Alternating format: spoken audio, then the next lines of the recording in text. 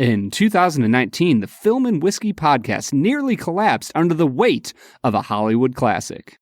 In 2021, we try a bourbon from a resurrected brand.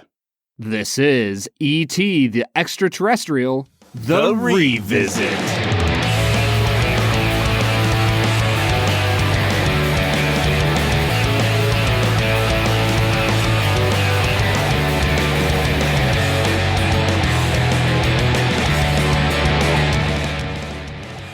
Welcome to the Film and Whiskey podcast, where each week we review a classic movie and a glass of whiskey.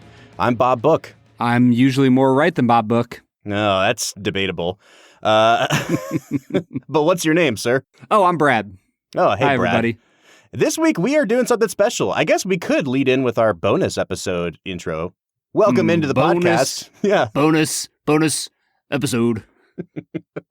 We're revisiting a movie from season 1. We're going to do this every season. Last year, we revisited Goodfellas in hopes that Brad would come to his senses. He did not.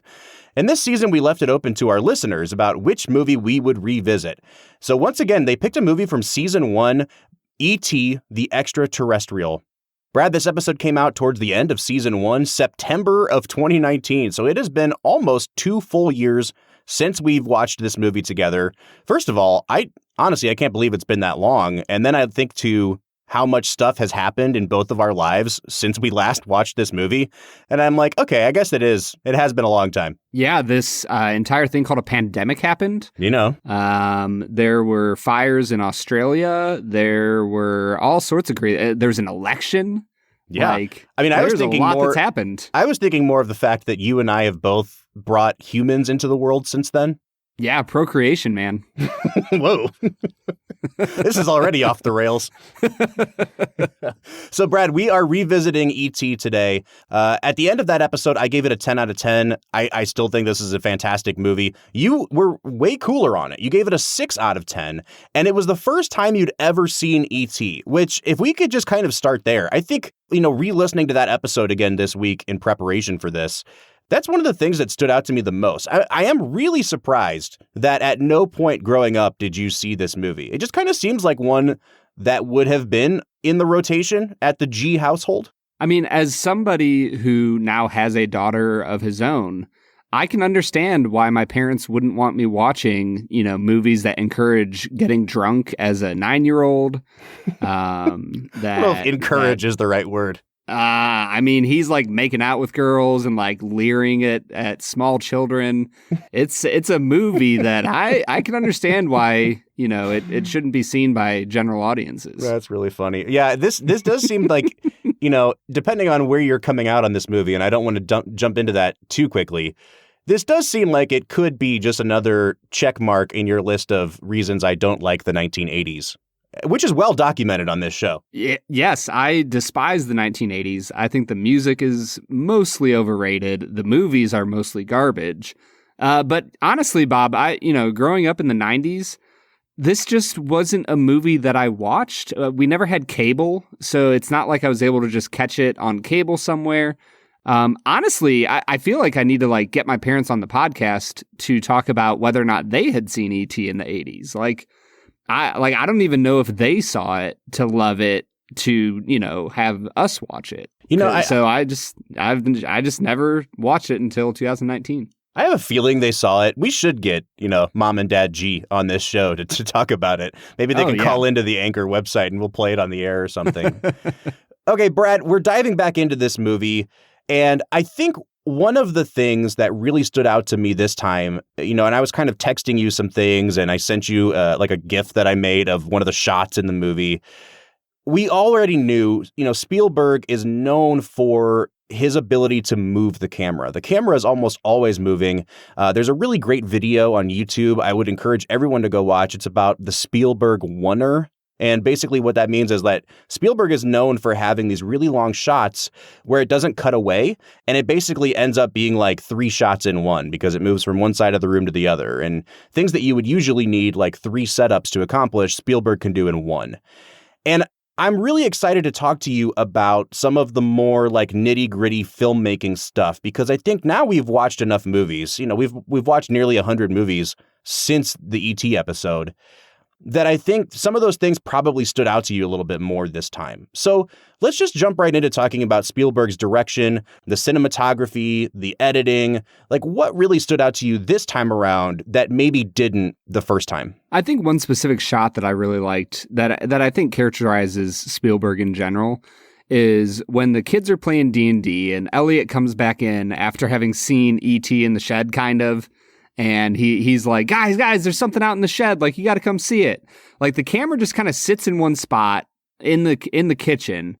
And then it follows the teenagers as they like grab knives and they're like, don't worry, Mom, we're going to protect you. And then the way that the camera just slowly shifts to the right and zooms in on them as they go around the table, out the door, and then you see them like through the windows as they run out towards the shed. It's probably like a 20 to 25 second camera shot that just moves barely enough to keep you with the action. And I really liked that shot. It was really beautiful. Yeah, I think that's a perfect example because this movie is a combination of, Spielberg knowing when he can use a shot that definitely calls attention to itself and when to use shots that are so seamless that they don't call any attention to themselves. And I think that shot that you just mentioned definitely falls into that like second category. There's a couple that I messaged to you. One where Elliot is first walking outside to investigate the noises out there, and the camera is pointed at the ground, and you can see his shadow approaching through the screen door, and then it tilts up, and then it pushes in on Elliot as he gets closer to the camera, and he's silhouetted in profile. Like, it is just the most cinematic looking thing, and it definitely calls attention to itself. But then there's other shots where, like at the end of the movie, where Elliot and Mike are in the van with E.T. and they're driving away with those guys like in the tubing hanging out the back. There's a crane shot as they're kind of like going over a hill and the camera's kind of pulling back and like craning up at the same time. And it's just one of those little shots. It lasts maybe 3 seconds and then they cut to the next thing. But, it's not calling attention to itself. And even in the moment, I was like, oh, that setup, like to get that shot set up probably took hours and hours. And just Spielberg knows exactly how to keep things moving without having to do like the Michael Bay one cut every, 0.3 seconds. And it really just, again, watching this movie, I think really solidified for me, Spielberg is just such a master filmmaker. He knows exactly what he wants to do. He knows how to keep the narrative going just visually. And this was definitely an example of that. Yeah, it's consistently one of the more smooth movies I've ever seen. Like you said, there's nothing jarring about this film. And I think that he does that intentionally to fit with the story. Like he wants you to understand the transition of Elliot from childhood to growing into a sense of confidence in himself. And he doesn't want you to feel like that's like a jarring, shaking, scared type of journey. And you kind of get that the way the film is cut together. So I think you really do see Spielberg on top of his game when it comes to the camera movement, the way he sets up shots. It's a very well pictured movie. Yeah, for sure. Okay, so I'm glad that we are at least finding common ground so far on Spielberg. In the first episode we did on this, we talked about the performances a lot, and we spent a lot of time talking about these child actors. Obviously, Henry Thomas is just incredible, just an incredible performance. But you and I both really, really liked the performance by Robert McNaughton as Mike.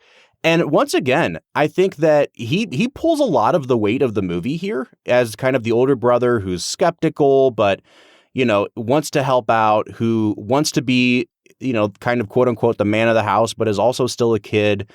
Once again, I just feel like we have to call him out for as good of a performance as he gives in this movie. Yeah, I think for me, he really is like, he's almost like the bridge between the adult characters and the truly like child characters. Mm-hmm. And so for him, I feel like you almost get to see Elliot's future a little bit.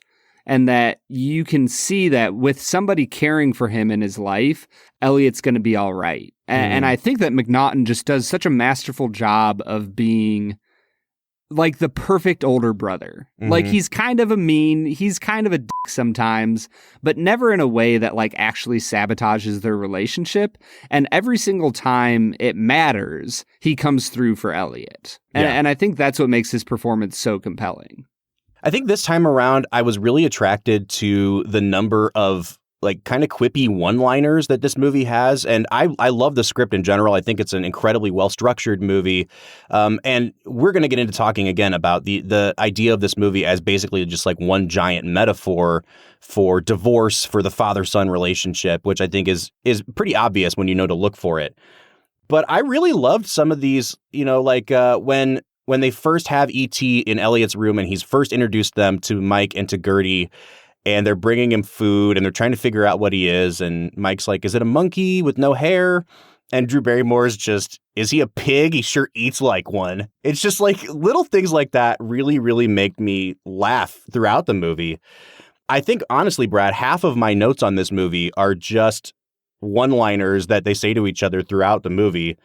Like Elliot and Mike are walking down the driveway and he's asking him, like, how did you explain to E.T. that you have to go to school? And he just says, how do you explain school to higher intelligence? Like, it was just, there's little quippy things like that I think really kind of lighten up the movie and kind of keep it moving along and keeping it fresh throughout. I think my favorite line for the movie is just, shut up, Greg. You know what? That's really funny. I wrote that down too. I love that throughout the movie, they just consistently shit on Greg. Just always. Like at the end when they first meet the resurrected E.T. and he's like, can he just beam up? And he goes, this is reality, Greg. I just love that there's the one guy in the group that everyone's like, yeah, F that guy. Yeah, and I think that that's like another thing that points towards Spielberg as this like manipulator of nostalgia. That like every little itty bitty part of this movie is designed to make you feel like you're a part of this small town community where like, yeah, every group of friends has a Greg in it that you just kind of always crap on.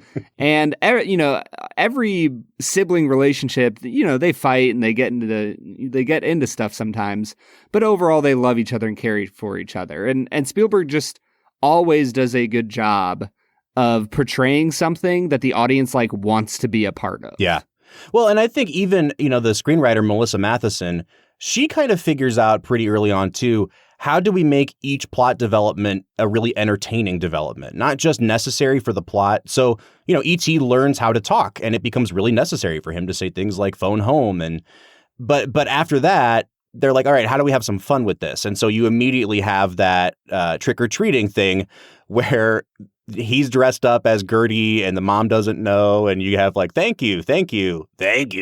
Little things like that, I think really lighten up the movie. When he reaches out from under that sheet because he sees that Mike has that fake knife strapped to his head and he's just going, ouch, ouch, ouch. And they're trying to put his hand back under the sheet. They do a really good job of kind of like scattering those gags throughout the movie, but also not making them detract or distract from the main plot. I think the hard part for me with that is that I agree it lightens up the movie, but until E.T. dies, there's literally nothing heavy in the movie at all to give it any like weight or ballast to move things forward.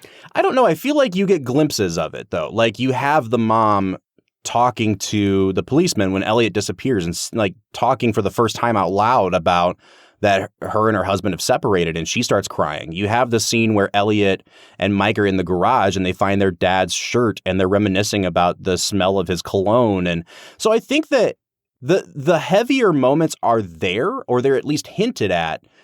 But again, one of the things that I have always appreciated about this movie is that it's told from the perspective of the kids. Like you don't have the kids having these long soliloquies about how divorce is affecting them. You just get these little glimpses where they say things like, remember how dad used to take us to the movies? And I think that says more than if you had Elliot go on this really long monologue about, his emotional turmoil or whatever. Yeah, Bob. And honestly, that kind of like takes us into talking about the script a little bit, which is probably the area I struggle with the most with this movie. I'm never really gripped by this story. I get it. Elliot's like struggling with the fact that his dad's gone and, their family's trying to stick together and stuff. And, he hates being in Mexico, but he's down there with his whore. I get it. That's all happening. But when it comes down to it, like this movie, you talked about it being specifically about divorce. I feel like this is a magic dog movie. Like, Elliot gets this magic dog that is perfect and makes everything better and nothing bad can happen. And that's it. It's just this magic dog that can do cool stuff and get him drunk and get him inspired by television that E.T. is watching to kiss this girl. And it all just feels so utterly convenient. And the script of this movie feels like Lassie, but with a magical dog. Interesting. Instead. Yeah, I mean, like, first of all, I obviously I disagree with that, but I see where you're coming from. And I was thinking about this morning as I prepared for the takedown that's going to happen in the second part of this episode. You know, I think most of the time that I come across as probably like the more cynical one of the two of us on this podcast.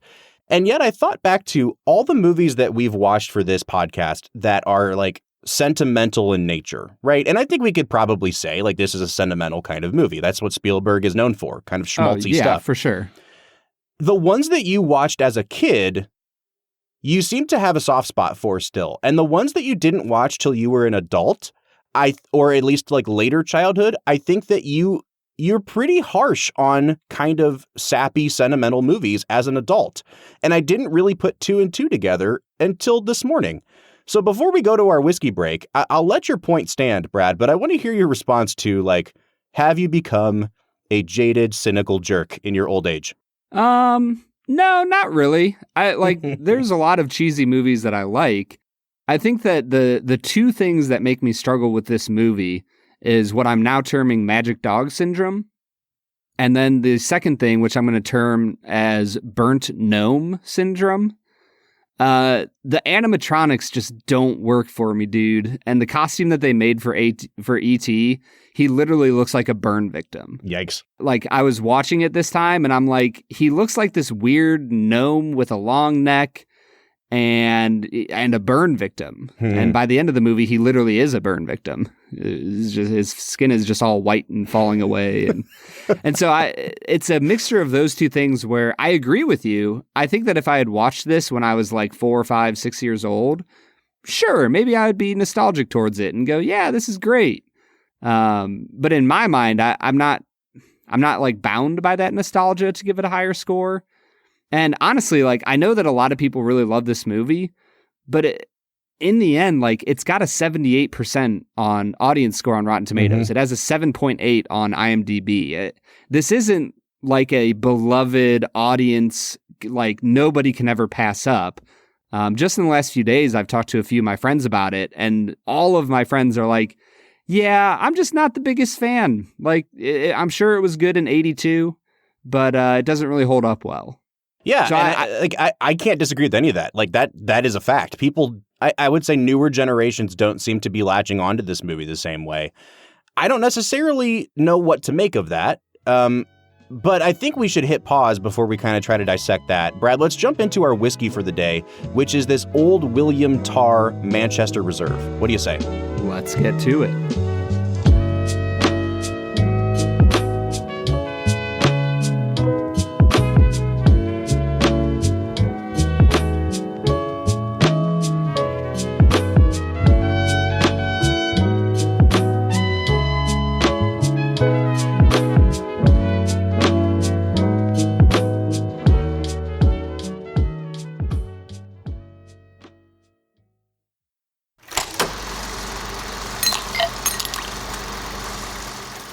All right, so today we are checking out Old William Tarr Manchester Reserve, which is a 7-year age-stated whiskey.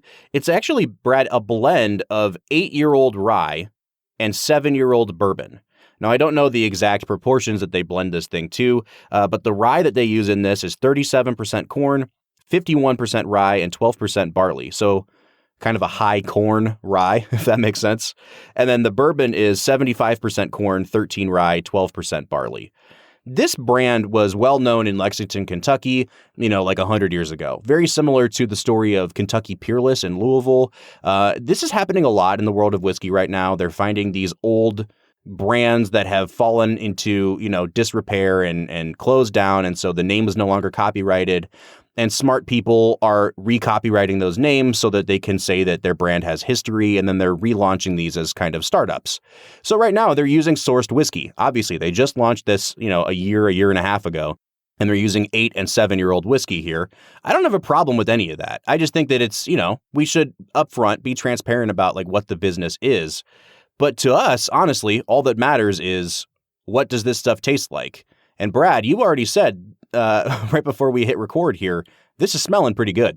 Yeah, it's got like a really nice, just like thick sweetness to it. It's almost like a thick butterscotch pudding. There's a little bit of a nuttiness to it that feels like a peanut butter pie. And then on top of that, there's like a hint of fruitiness, like an apple that kind of comes through. It just smells like sugar and sweetness and delicious. So, but it also has a heaviness to it that belays its 114 proof nature. Yeah, I did forget to mention that this is 114 proof. I'm really enjoying this, Brad. I do think it has like a little bit of an aged character to it. It smells kind of dusty a little bit, and I really, really like that to go with those sort of cherry. I'm getting a lot of cherry on the nose. It has those nice fruit characteristics. I wouldn't quite say this smells like cherry pie. It doesn't quite have enough of that like bready character, but you do get a ton of brown sugar, a lot of vanilla, and then cherry on the nose as well. I'm interested to see where this goes, Brad. Let's take a sip. Oh. Holy cow. Oh, this is like, I thought I had this pegged down like 3 different times and then it shapeshifted. I don't know. Did you have that experience? Like it was really nice and sweet. And then I went to swallow and it got really, really oaky. Yep. And then right before it turned oaky, it had a lot of that kind of, what was that one from Willet that we drank? The Noah's Mill, the one that I always call funky. Like it definitely had some of that on there too. But then at the back, it went really, really oaky. And I don't know. I don't know if I would call this complex or disjointed. Do you know what I mean? Yeah, I think that kind of on the front end, you have like a classic bourbon experience. And then on the back end, you have a classic rye experience. Mm-hmm. Like you're finishing with a lot of like spices, rye, like a little bit of oakiness. But at the front end, I mean, it's caramel, it's vanilla, it's butterscotch. And I feel like in the middle there, you almost get some like nice refreshing notes of like mint almost. It's a fascinating whiskey that, if we were scoring this out, I have a feeling it would be above 35, if not close to 40 for me. You know what? Honestly, man, the second and third sip of this really take this up a notch. I think the first sip, my palate just wasn't ready. It wasn't acclimated. And the second sip, it's all cherry for me. And then on the back, it's rye. You're right. It's like, I don't want to compare this to like a flavored rye, but it just has such strong kind of berry characteristics to it. And then lots of oak, lots of rye. I think your mint note was really well put as well. And there's a little bit of citrus on this for me. Man, I'm really enjoying this. It's also super thick. Like it's really viscous. Yeah, the viscosity is like off the charts here.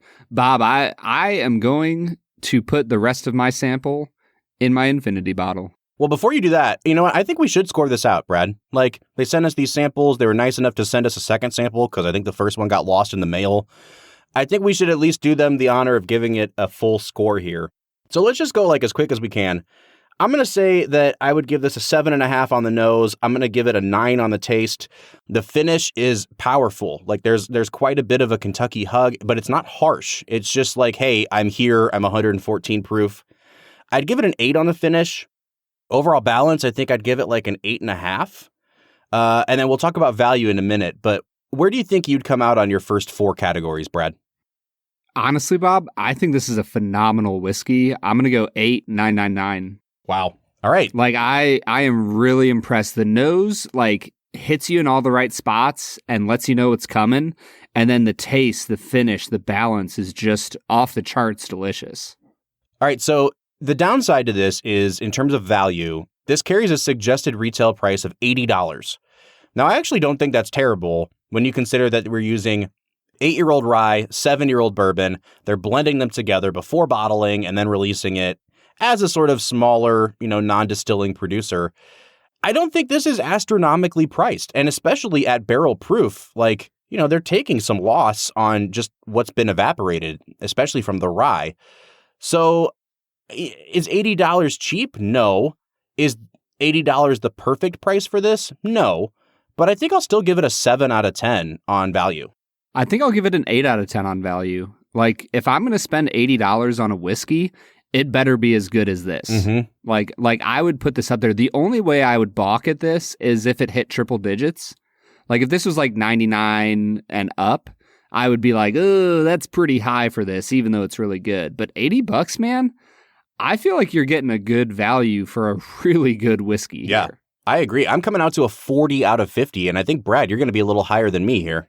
43 out of 50. 43. So we're coming out to an average of a 41.5 out of 50 or an 83 out of 100. This is a no-brainer recommendation for me.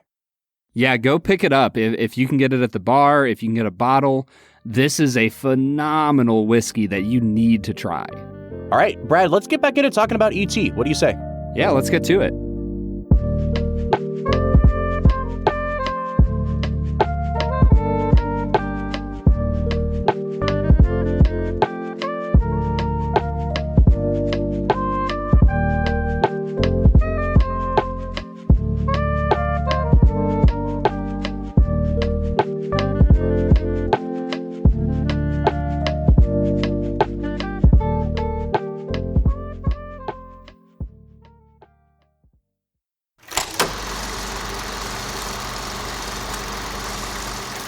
All right, that was Old William Tarr Manchester Reserve 7-year blended whiskey, a whiskey that we are incredibly high on. And we're getting back into talking about E.T. the Extra-Terrestrial, a movie I am super high on.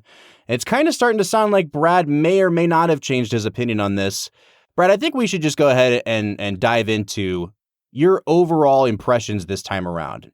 But where are you kind of coming out on this movie when it comes to, did your opinion change at all? I think that E.T. has a lot of stuff going for it. I think that the relationship between the child actors is what really draws a sense of like greatness to this movie. Like the fact that the three kids just interact so smoothly and well with each other and they have such an authentic connection is what I think really has attracted audiences over the years. I think that Spielberg's the way he directs the camera specifically, he's just on point in this movie. He really does a great job. The place that I'm still sticking at is that I'm not interested. I think that's like watching it again a second time. I sat down and I was like, man, we're going to watch E.T. again. I know a lot of people love it. We'll give it another try. And I'm just not super interested in the character's story and where they're going. I think that the animatronics still are a struggle for me. Like I said, I think that E.T. just wasn't costumed well. I think they just did a bad job designing E.T. as an alien.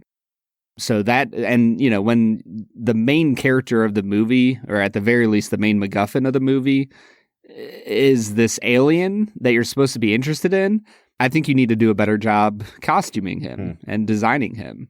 So honestly, Bob, I'm kind of in a similar place to where I was before. I don't know. That's kind of a summary of where I'm at.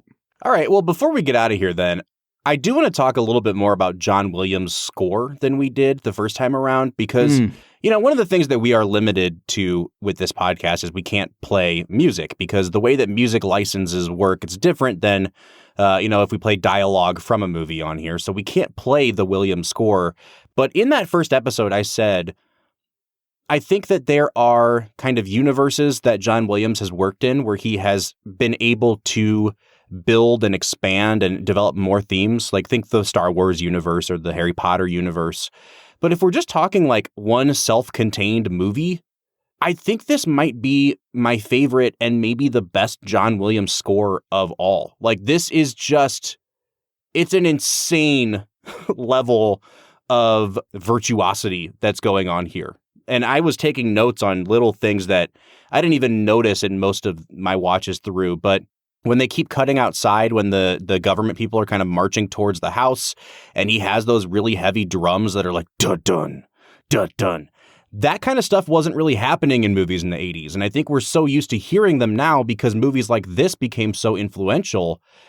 And then they cut to nighttime when they have the house all tented up. And I never, ever noticed it before this time because I was wearing headphones. He brings out like an old silent movie kind of organ to play like the sinister government theme on. And it works so perfectly because the house looks like this kind of house of horrors. And just the decision to use these like many, many, many instruments that he uses throughout the movie. So much of the score is done on harp, which is an instrument that's so rarely used in cinema. Like, I think Williams doesn't get enough credit for this score, even though it is one of the most beloved scores ever. Bob, you don't got to do much to get me going other than talk about John Williams as one of the greatest composers of all time. Like, his ability to craft themes that so perfectly fit the emotion of a movie is unparalleled. Mm-hmm. I literally have such a hard time thinking of other composers that can do it on such a regular basis. Like, I think that Howard Shore with Lord of the Rings, like, hit the mark that John Williams set, but I can't think of any other Howard Shore scores that really do it the same way he does it with Lord of the Rings. Yeah. Like Williams just does it over and over and over and over in everything he does, from E.T. to the stinking Olympic theme song. Yeah. Like he just does it. He gets it. And the music in this movie is beautiful. And I hate the fact that we can't play music. I just think it's ridiculous. Like, what if you played the main theme of the movie?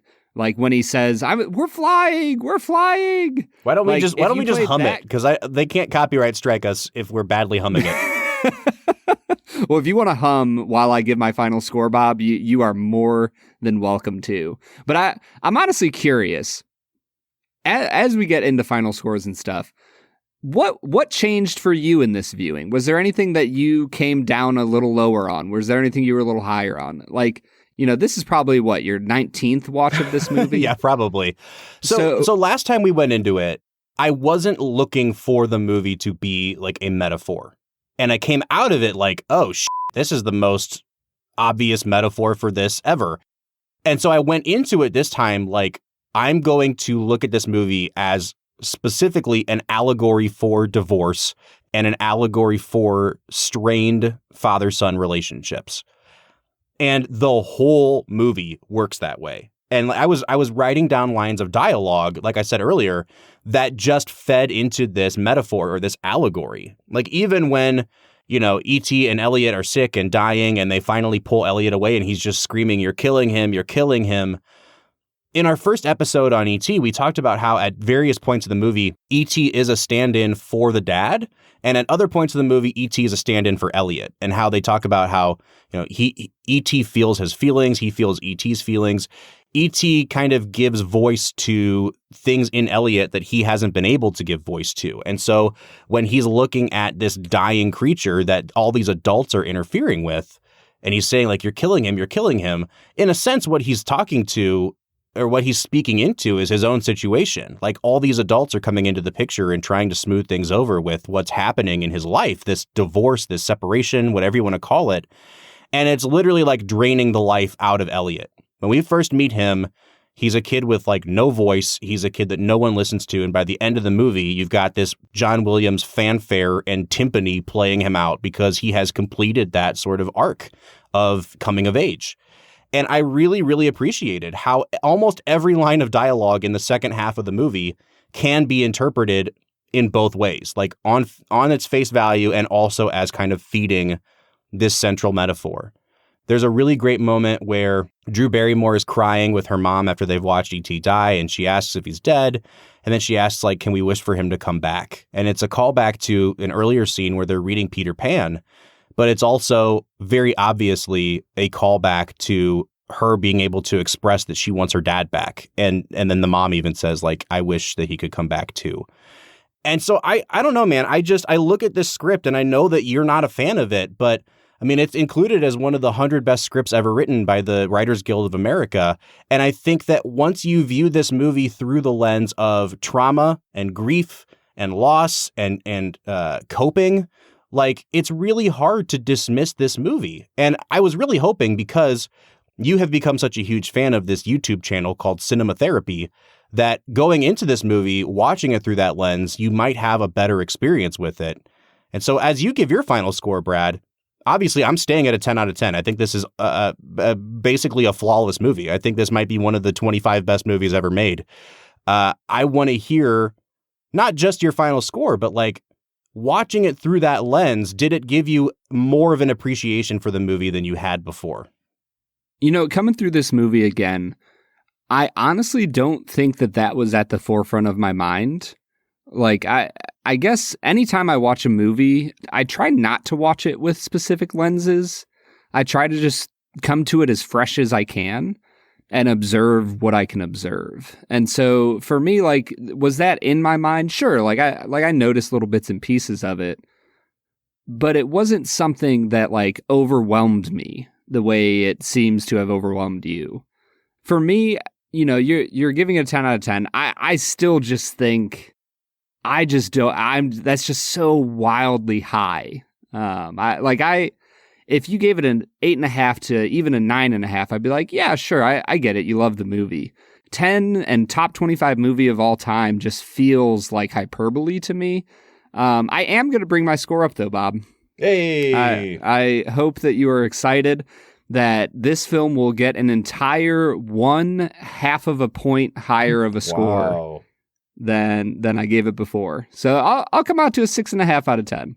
Well, as we can see, you know, fatherhood and, coming through a pandemic has not changed Brad at all. He is still just as cynical as he was before and just as wrong. I prefer the term crotchety. All right, so we want to know what you think. Have you watched E.T.? Are you one of these people that Brad has talked about that is in maybe a younger generation and has not appreciated it before? I honestly think it's worth revisiting and trying to watch through this lens of coping and recovery and trauma. I think it really, really plays well when you view it through that lens. But we want to know what you think. So please reach out to us. Let us know. Who do you side with on this? Are you Team Bob? Are you Team Brad? You can find us on social media, Facebook, Twitter, or Instagram at Film Whiskey. Or you can give us a phone call. You can leave us a voicemail on our website, which is anchor.fm/filmwhiskey. We'll be back on Monday with another regularly scheduled episode. But until then, I'm Bob Book. I'm Brad G. And we'll see you next time.